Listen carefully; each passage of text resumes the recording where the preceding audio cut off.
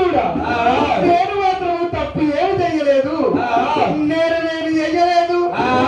ఎంత చెప్పినా కూడా కరుడు గిరి శంకరుడు మాత్రము అమ్మవారి మాట మాత్రము వాళ్ళకి ఇస్తలేడమ్మా. అమ్మవారి గనక బాలంత అవతారము గనక భార్య భర్తల పీటల మీద కూర్చోబెట్టి వంకంగా పడి వాళ్ళు ఏ ప్రకారంగా వస్తున్నారమ్మా. లక్ష్మీదేవి పార్వతీదేవికి గనక సరస్వతీదేవి దేవతల ఆడపడుతులు అంతా గనక అమ్మవారికి వంకంగా విడవారు బియ్యం ఏ విధంగా పోస్తున్నారు, ఎట్లా పోస్తున్నారు. ఆ శంకరుడు మాత్రం తెల్లని గుడ్లకు తెచ్చిండు అగ్ని వండుతున్నాడు. అటువంటి అగ్ని మీద గుగ్గిలి మంది ఏ విధంగా లెక్కదో ఆ విధంగా శివాసన చింగభింగా